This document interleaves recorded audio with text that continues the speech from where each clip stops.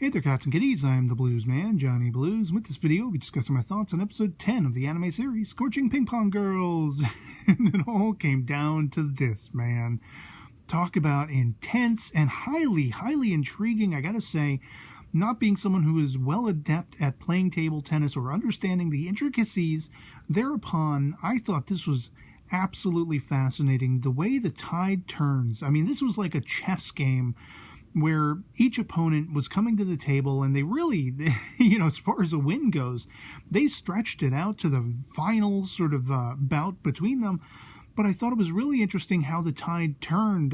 We see Kurori coming out of the gate domineering and dominating and using that curve drive, this special move that she basically, adapted to herself with the benefit of the friendship she has with the team captain and everything like that. We call back on their past once again, as we did in the previous episode. And this coincides with also calling back on the immediate past, I guess you could say, of Koyori and Agari, who both were also training each other as well. Apparently gripping and groping lots of balls. Maybe each other, I'm not sure. At least that's what some of the other girls seem to think for some reason.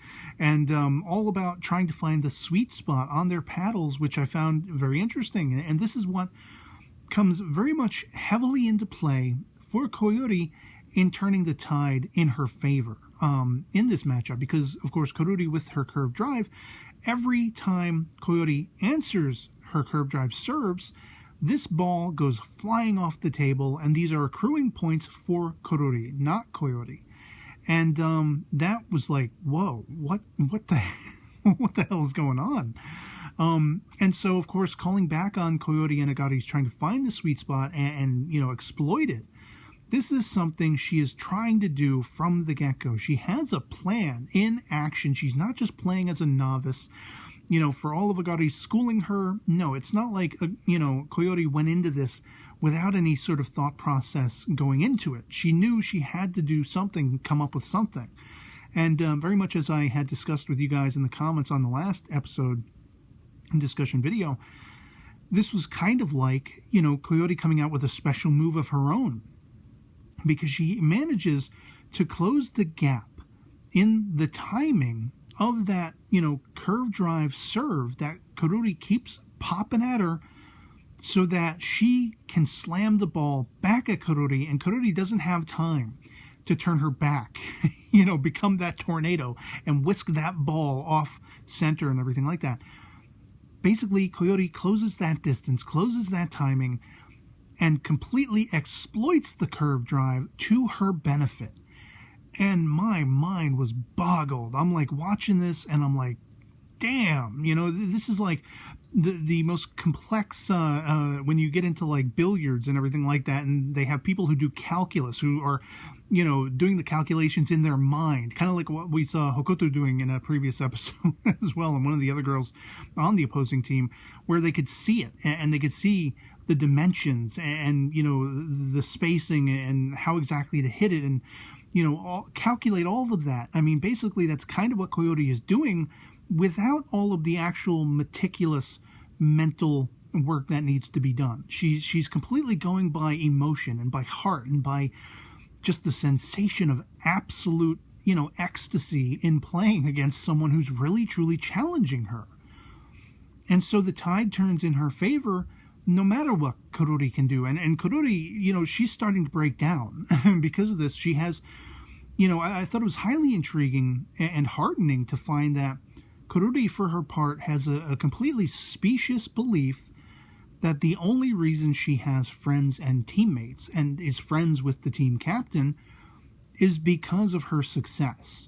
If she fails, if she loses, she is ultimately fearful of losing all of that, of losing her teammates, of losing the friendship and bonds she's grown with them, especially the team captain. And it's very understandable where that all is coming from, as we gleaned from the previous episode when she came to this school. The third years, the seniors tried to put her to the test and she wiped the floor with all of them. Then everyone came begging, asking her to train them, and she did. She obliged them of their request, but she worked them so hard they all left her side. moving to a new school, beating the seniors, then whipping, everyone else into submission to a point where they didn't want to deal with it anymore. This girl is so conformed to the idea of abandonment that she's completely lost as far as, if I lose my friends. It's not just this game. It's I lose my friendships. And why even bother living? Maybe that's why she's so consumed with that idea of death, playing to the death this, death that, killing this, killing that. Because maybe she feels like this is the end-all be-all. Every time she gets into a match, every time she plays a game, if she doesn't dominate it and she doesn't win, why live? Because I'll lose everything I have. I'll lose my friendships. I'll lose all of this stuff. And so that, it brought an extra dimension, to the entire match. Not one that saw me rooting for Korori, but I felt sympathetic toward her. I was still hoping Koyori would win, very much in the end. And it really comes down to the wire. I mean, Korori even uses a backhand at one point, and it is only after the team captain is talking to her and saying, play the way I love seeing you play. Don't try to change things up now. Don't try to adapt your style or start playing, sort of off the top of your head. Play the way I love seeing you play. And even in spite of this, like last leg venture on Korori's part to try to, sort of come at the game the same way Koyori had in the beginning, where Koyori was trying to find that sweet spot and trying to find a way to exploit what Korori was bringing to the table. Korori tries to do this as well. At least she wasn't so defeatist, that she tried to just give up and she didn't try as hard as she could.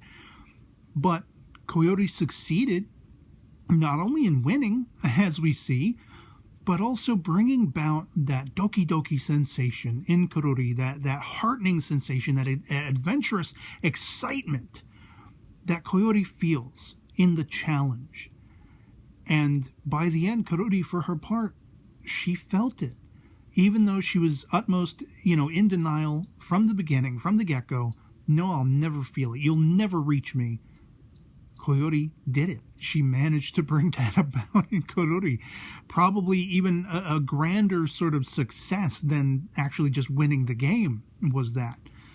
And I thought it was so heartening because, of course, as I say, Korori being one of my favorite characters in the series, if not my favorite character overall, with Hokuto probably coming in close second. Whereas last week I probably would have said Hokuto was still number one. I thought it very heartening and, compassionate and sympathetic that Korori can finally break down under the weight of all those emotions, and she's hugged by the team captain, she's surrounded by her fellow teammates, and everything ends, for the most part, amicably, which I thought was very sporting and very awesome. Everybody, they exchange gifts and treats and, words, positive words. They all leave being with a great level of sportsmanship, and nobody's a sore loser. And I love that, they're talking about the tournament to come. Just wait till we get to the tournament. That's where we're going to turn things on again. We're going to come full force, and we'll see who wins the day then. I love that they left it. They imparted with that sentiment. And yeah, I mean, it was all kinds of awesome that. Now, I don't know if we're going to get in, to the tournament by the end of the series. I think it's probably only 12 episodes. I haven't been able to confirm that as of the time of this recording. I guess we will see. But for all intents and purposes, based on the PV for the next episode, we're going to training camp. It's another, typical anime, sports anime, or any kind of anime where people have to train for something. They always go to a training camp. Keijo had one recently, and so that's going to be interesting, I guess. I don't suppose. I think it's probably going to be like a sort of calmer, let your hair down, more hilarious kind of episode because of the intensity of the last few of them. Just to give us a breather before potentially moving on to something grander. And it'll be interesting to see how far into that we get and how much further on this series will continue. Maybe it'll end up being a 25 to 26 episode series. Who knows? But yeah, it was totally awesome. This episode just kicked all kinds of ass. It went exactly how I hoped it would, down to the wire, with these two just all kinds of badass players, and Coyote won in the end on multiple levels, and I was thoroughly satisfied for it. So yeah, otherwise that'll be pretty much it for me on this. Hope this video finds you well, and I'll catch you all later. Peace.